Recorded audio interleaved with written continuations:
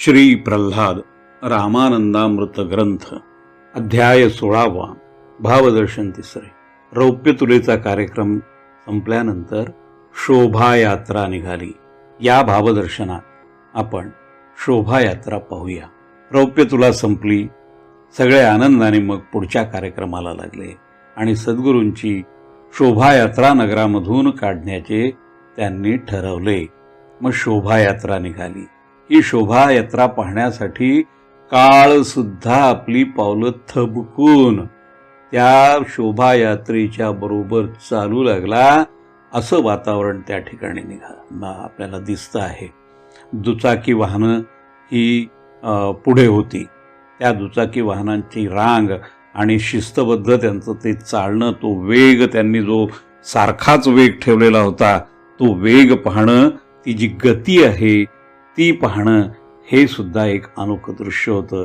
सगळे त्याच्यावरती बसलेले जे स्वार होते ते छाती फुगवून मोठ्या झोकात, चला आता आमच्या सद्गुरूंची शोभायात्रा ही आहे, असंच जणू त्यांच्या त्या हावभावामधून ते व्यक्त करत होते.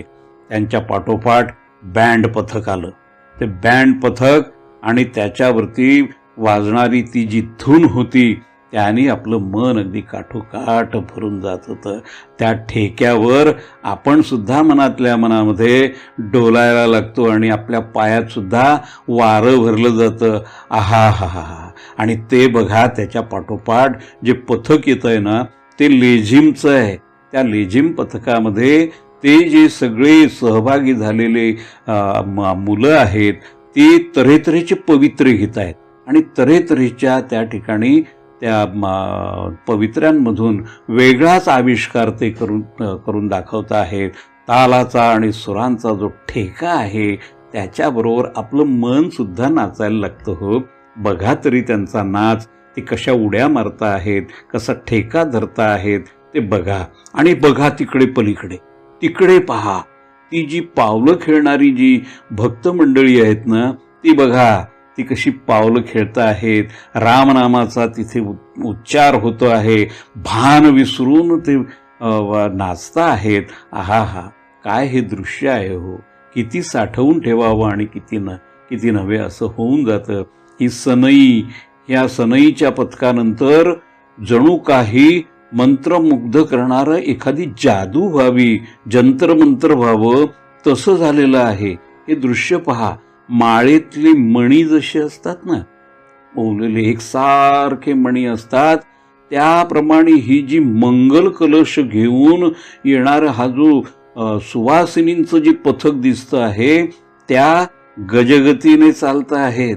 आणि ती गजगती पाहिल्यानंतर आणि ह्या मण्यांसारखे हे जे कलश आहेत हे पाहिल्यानंतर डोळ्यांचं पारणं फिटतं. हो, त्या 108 सुवासिनी या ठिकाणी हे कलश घेऊन पुढे पुढे सरकत आहेत आणि 108 मण्यांचं माळेतल्या ते जे महत्त्व आहे ते महत्त्व सुद्धा इथे व्यक्त झालेलं आहे. त्यांनी केशरी रंगांची पातळं नेसलेली आहेत आणि ही जी रांग त्यांची पुढे पुढे सरकते आहे त्या जणू 108 ज्योती आहेत केशरी रंगाच्या, असा भास इथे होतोय.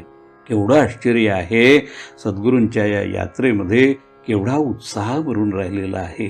तो सगळा उत्साह एकत्र करून आपल्या हृदयात साठवून ठेवावा असं वाटतं आहे. आणि हे बघा, आता सावधान व्हा, आपलं अंतर्मन जागं करा आणि आता या रस्त्यावरची दृष्टी अजिबात इकडे तिकडे होऊ देऊ नका. खिळवून ठेवा तिथे, कारण पुढलं दृश्य आता अत्यंत महत्त्वाचं आहे. समोर येणारे हे भालदार चोपदार वाटत आहेत. त्यांच्या हाती हा रजत दंड धरलेला आहे, अब्दागीर धरलेली आहे. असं वाटतं आहे की जणू एखादा चक्रवर्ती राजा या ठिकाणी येतो आहे असं वाटतंय. अहो, वाटतं काय, हा चक्रवर्तीच आहे. अध्यात्म क्षेत्रातला चक्रवर्ती म्हणजे आमचे महाराज सद्गुरू प्रल्हाद महाराज, त्यांचा रथ इथे पुढे येतो आहे. पहा पहा, तो रथ किती तेजस्वी वाटतो आहे. आणि श्रीराम जय राम जय जय राम अशी धून वाजते आहे. हे 13 अक्षरांचं जणू काही अक्षरधामच या ठिकाणी प्रकट झालेलं आहे. श्रद्धेचं परमधाम या ठिकाणी प्रकट झालेलं आहे असं वाटतं आहे. आणि पाहिलंत का, थोडी नोंद घ्या, ह्या ज्या बैलजोड्या आहेत ना, या रथाला जोडलेल्या आहे, किती बरं आहेत त्या? अहो 13 आहेत. श्रीराम जय राम जय जय राम 13. रथाला बैलजोड्या 13. आणि ते बघा, त्या रथावरती सद्गुरू श्री रामानंद महाराजांचं तैलचित्र तिथे दिसतं आहे. आणि त्याच्या पायाशी बघा, सद्गुरू एवढ्या मोठ्या कार्यक्रमात जो त्यांच्याकरता आयोजलेला आहे, तिथे सुद्धा आपलं भान विसरत नाहीत. ते आपल्या सद्गुरूंच्या पायाशी बसलेले आहेत आणि आपल्या सद्गुरूंना त्यांनी प्रथम स्थान तिथे दिलेलं दिसतं आहे. याची आपण नोंद घेण्याची आवश्यकता आहे. जी मायना त्यांनी त्या तैलचित्राच्या दुसऱ्या बाजूला बसवलेलं आहे. आणि जे कर्वे आले होते ना गोंदावल्याहून, ते परात्पर गुरूंच्या ठिकाणाहून आलेले आहेत, एवढ्या पुण्यस्थळावरून आलेले आहेत. म्हणून सद्गुरू प्रल्हाद महाराजांनी त्यांना आपल्या अगदी जवळ बसवून ठेवलेला आहे, त्यांचा सन्मान केलेला आहे. तो सन्मान परात्पर गुरूंचा सन्मान आहे. बघा, पाठोपाठ या सगळ्या सुवासिनी आलेल्या आहेत. त्या 108च्या संख्येमध्ये आहेत. त्यांच्या डोक्यावरती तुळशी वृंदावनं आहेत आणि त्या देखील केशरी रंगाचं पातळ नेसलेले आहेत. बघा, आता ही भजनी मंडळ आलं आणि त्यांचा जो भक्ती पुष्प त्यांच्या हातामध्ये आहे, त्याचा परिमल, त्याचा सुगंध सगळीकडे पसरलेला आहे. ते भजनामध्ये दंग झालेले आहेत आणि तो भजनाचा स्वर आकाशामध्ये जाऊन भिडलेला आहे आणि ते एका ठेक्यामध्ये पावलं टाकता आहेत, पुढे पुढे सरकता आहेत. त्यांच्या पाठोपाठ ही संत महंत मंडळी येताना दिसते आहे. आणि हा जो सद्गुरूंचा सत्कार चाललेला होता, त्यांनी त्यांच्या मनामध्ये संतोष निर्माण झालेला आहे. आणि ते असं म्हणत आहेत की हे जे एक रामकार्य या प्रल्हादाने केलेलं आहे, त्याला हे जे उन्नत स्वरूप प्राप्त झालेलं दिसतं आहे, धन्य झालो हो आपण, धन्य झालो. आता या ऋषीमुनींमध्ये कोण कोण होतं? विश्वामित्र होते, अगस्ती होते, वसिष्ठ होते. आणि बघा, खांद्यावरती परशु जरी घेतलेला असला तरी परशुरामही प्रल्हादाच्या या भक्तीने भारावून जाऊन तिथे आलेले होते. जय श्रीरामची घोषणा सगळीकडे होत होती. ती कोण करत होतं बरं? तर प्रत्यक्ष हनुमंत करत होते. हनुमंत त्या यात्रेमध्ये सर्वत्र फिरून जणू काही देखरेख करत होते आणि असं पाहत होते की या यात्रेमध्ये अनुचित असं काही घडू नये, याच्याकरता पहारा देण्यासाठी रामाच्या आज्ञेवरून जणू काही हनुमंत त्या ठिकाणी आलेले होते. सद्गुरू रामदास त्या ठिकाणी आलेले होते. त्यांना सुद्धा परमसंतोष झालेला होता. आणि आश्चर्य बघा, प्रत्यक्ष ब्रह्मचैतन्य महाराजही त्या ठिकाणी रामदासांच्या बाजूबाजूनी चालताना आपल्याला दिसत होते. आणि त्यांच्या पाठीमागे पाहिलंत का, प्रत्यक्ष रामानंद महाराज हातामध्ये चिपळ्या घेऊन, ठेका धरून नाचत नाचत चाललेले आहेत. अशी ही भव्य शोभायात्रा आज पाहायला मिळते आहे. साठवा हो साठवा, मनामध्ये साठवा, आनंदाने साठवा, एकरूप होऊन साठवा, एकरूप होऊन साठवा. ही महासभा आपल्या मनामध्ये कायमची कोरून ठेवा. यानंतर आपल्याला या ठिकाणी सद्गुरूंच्या संबंधीची व्याख्यानं ऐकायला मिळणार आहेत.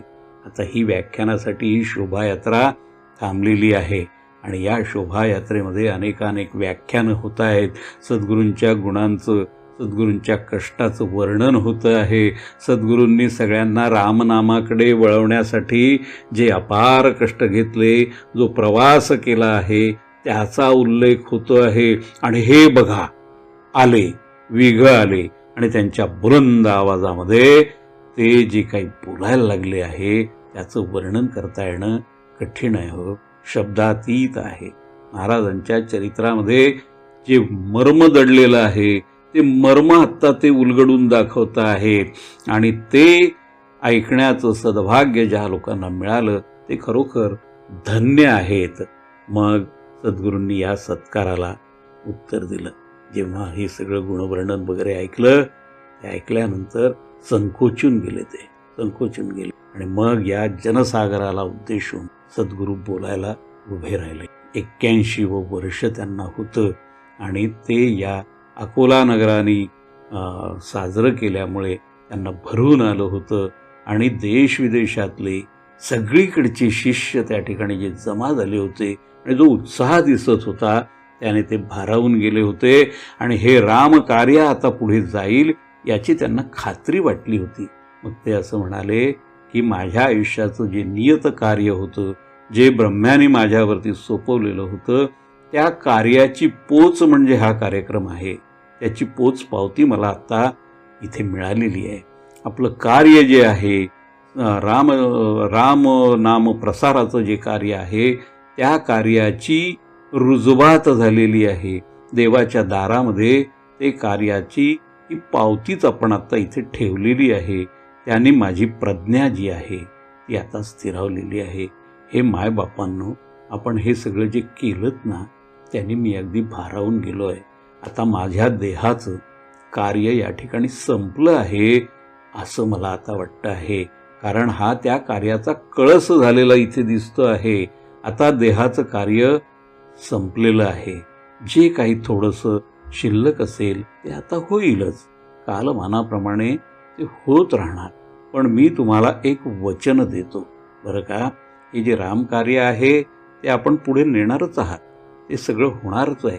परंतु मी आता ह्या अकोला नगरातल्या सगळ्या भक्तांना असं वचन देतो की हा जो देह आहे, हा देह त्यागण्याची जेव्हा वेळ येईल तेव्हा तो मी या अकोला नगरातच त्यागीन, एवढं वचन मी या ठिकाणी देतो आहे.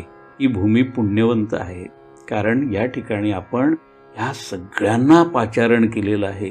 देवदेवता आलेले आहेत, ऋषीमुनी आलेले आहेत, माझे गुरु आलेले आहेत, परात्पर गुरु आलेले आहेत, प्रभू रामचंद्र आलेले आहेत, हनुमंत आलेले आहेत. अहो कोण आलं नाही हो, सारे आले आहेत. आणि म्हणून ही भूमी आता पुण्यवंत झालेली आहे. या पुण्यभूमीचा सत्कार करण्यासाठी हा जो माझा देह आहे तो देह मी या अकोला क्षेत्रीच टाकणार, एवढं मात्र नक्की. तुर्तास मला साखरखेडा इथे माझ्या सद्गुरूंच्या चरणापाशी आपण न्यावं असं मी सांग. सत्काराचा हा जो शेवटचा भाग होता त्या भागामध्ये सगळ्यांना अस्वस्थ करून टाकलं. सद्गुरूंनी देह सोडण्याची जी भाषा केली त्यामुळे सगळे भारावून गेले आणि सगळ्यांच्या डोळ्यामध्ये अश्रू उभे राहिले. म्हणजे सद्गुरू हे काय बोलतायत? आणि हे बोलल्यानंतर सगळा जो उत्साह होता त्या उत्साहाचं रूपांतर अश्रूंमध्ये झालं हो. सगळ्यांच्या डोळ्यामध्ये अश्रू जमा झाले आहेत. या वेळेला वि. देशपांडेंनी जे व्याख्यान दिलं ते व्याख्यान आपण वेळ काढून अनुभवलं पाहिजे. कारण त्या व्याख्यानामध्ये सद्गुरूंच्या जीवनकार्याचं जे मर्म त्यांनी उलगडून दाखवलेलं आहे त्या मर्माचा आपल्याला साक्षात्कार त्या व्याख्यानामध्ये होतो आणि म्हणून आपण ते पाहिलं पाहिजे. या ठिकाणी भावदर्शन 3 आपण थांबवूया.